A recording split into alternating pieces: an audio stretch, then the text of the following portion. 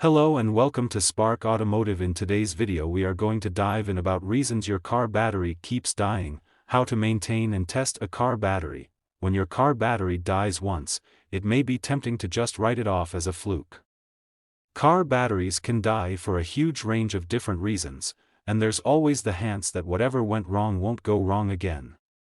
But when your car battery keeps dying over and over again, it's a pretty safe bet that there's an underlying problem that needs to be dealt with before you end up stranded somewhere. Why do car batteries die? The list of issues that can cause a car battery to die is so long as to approach never-ending. But virtually every battery killer out there can be shoehorned into the three basic categories of battery problems: electrical system problems, and simple user error. Some of these can be dealt with at home, and others will probably require a visit to your mechanic. But there's no way to know for sure until you roll up your sleeves and dig in. It's also important to note that when most people talk about a battery dying repeatedly, they are talking about a situation where the vehicle won't start after it has been parked for any length of time.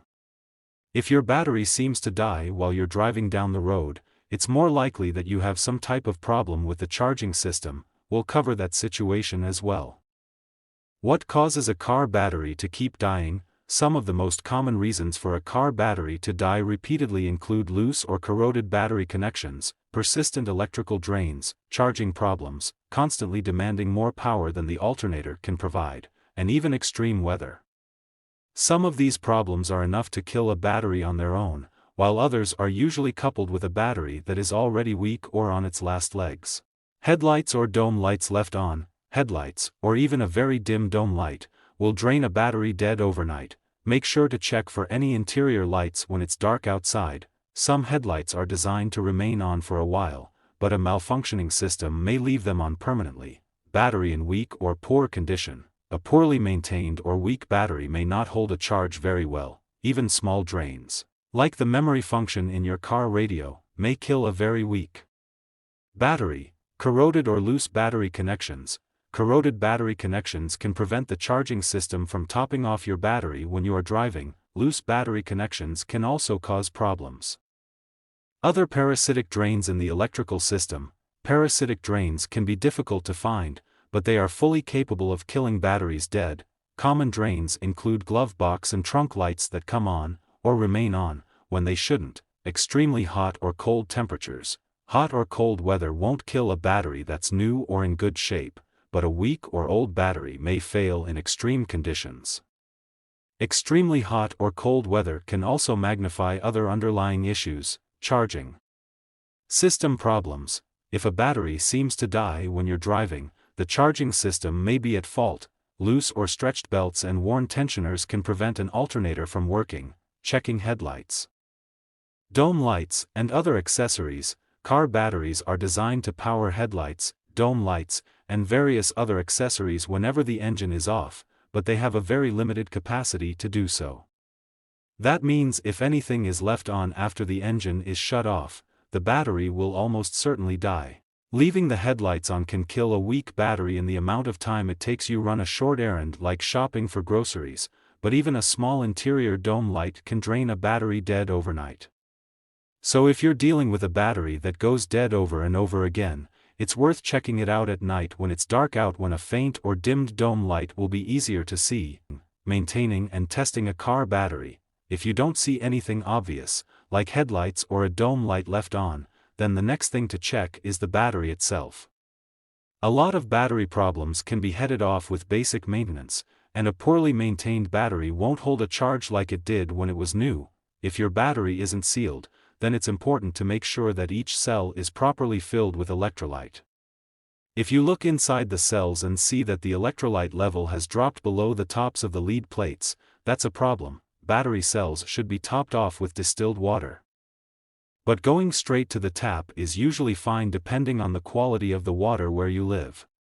You can also test your battery with an inexpensive tool called a hydrometer, which allows you to check the specific gravity of the electrolyte in each cell. If one or more cells is very low after fully charging the battery, that's a sign that the battery needs to be replaced.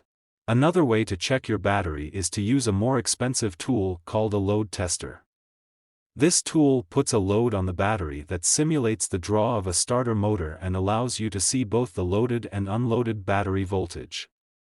Some shops and parts stores will load test your battery for free if you don't own a load tester, while others will charge a nominal fee. If you do decide to pick up your own load tester, it's important to remember that batteries that are shorted internally can explode under the right conditions. This is why it's so important to wear protective gear when working around a battery, checking for loose or corroded car battery connections, when you perform a visual inspection of your battery. You may notice corrosion around the battery terminals, cables, or connectors.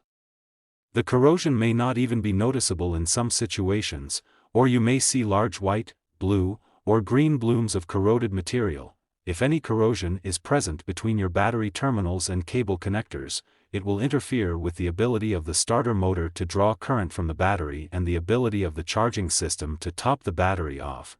Removing corrosion from battery connections and cables. Battery corrosion can be cleaned with baking soda, water, and a stiff, bristled brush. However, it is vitally important to avoid getting any baking soda inside the battery cells. It's also important to note that if you allow a mixture of baking soda and corrosion to remain on the surface of your driveway or the floor of your garage, you may end up with a stain that is difficult or impossible to remove. Corrosion can also be removed from battery terminals and cable connectors with sandpaper or a specially designed tool. These tools usually take the form of wire brushes that are very easy to use. After using one of these tools, the battery terminals will look bright and clean, and you'll get a much better electrical connection. It's also extremely important for the battery connections to be tight. If you find that the battery cables are loose, there's a good chance that you have located a big part of your problem. If you are able to trace your ground and power battery cables to the frame, starter and junction block or fuse box, you will also want to make sure that these connections are tight and free from corrosion. Checking for a parasitic drain.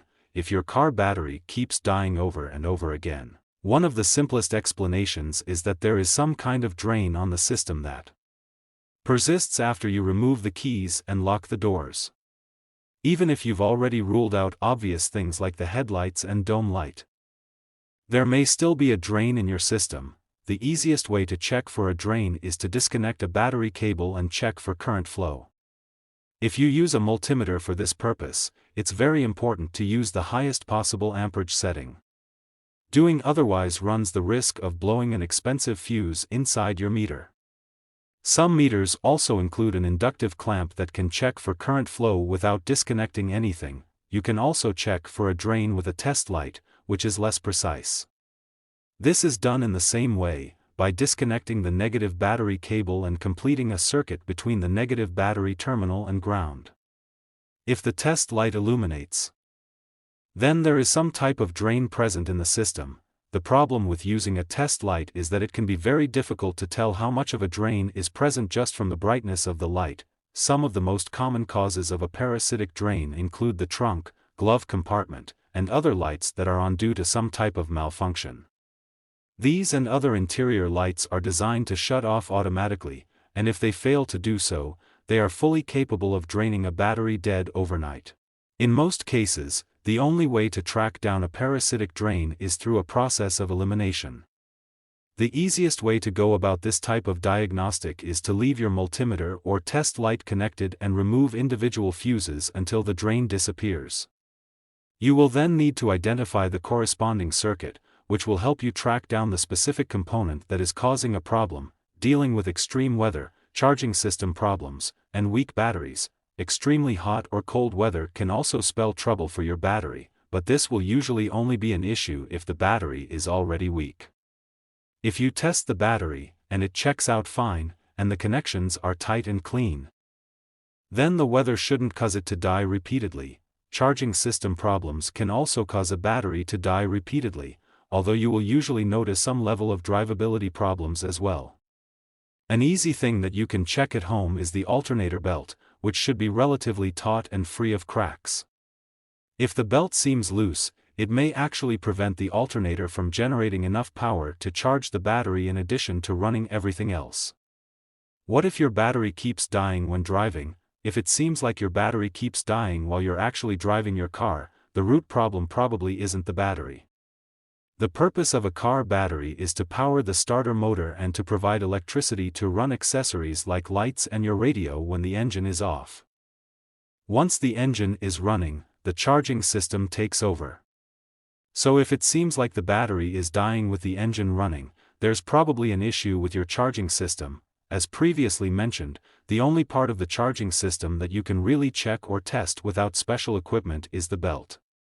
If your alternator belt is loose, you may be able to tighten it. You may also have a belt that uses an automatic tensioner, in which case that can also be the problem. Belts can also stretch with age. The trouble with checking a charging system at home, if you have a multimeter with an inductive clamp, you can technically check the output of the alternator, but this type of diagnostic is difficult without more specialized tools and a knowledge base pertaining to the specific alternator. For instance, attempting to test an alternator by disconnecting a battery cable while the engine is running is not a good idea if you drive a modern vehicle. Some parts stores and repair shops will test your alternator for free, and others will want to charge a diagnostic fee. It's important to note, however, that there is a difference between a simple test and an in-depth diagnostic that actually gets to the root of the problem. In most cases where an alternator isn't charging and the engine actually dies, it's simply a case of a bad alternator that needs to be rebuilt or replaced. However, there are actually several reasons that a car's electrical system might cut out when driving, and even more reasons for an engine to simply die. How to keep your battery from repeatedly dying. While it's true that every single battery has to die eventually, the key to prolonging the life of a lead-acid battery like the one in your car is to keep it well maintained and in good working order. If you're dealing with a situation where your battery goes dead over and over, there's a good chance that every time it dies like that, the ultimate lifespan of the battery is shortened. By keeping on top of corrosion, making sure that the battery connections are tight and secure, and not allowing the electrolyte in a non-sealed battery to drop, you can actually help your battery last much longer. There may not be a lot you can do to avoid other issues, like a sudden parasitic drain, but dealing with that type of problem in a timely manner can also help prolong the life of your battery. A battery tender can also help in the winter if it gets especially cold where you live, or if you don't plan on driving your car for an extended period of time. That's for today, and thank you for watching. If you like what you saw, consider subscribing the channel, leave a like and share this video. Let me know what you think in the comments section. See you in the next one.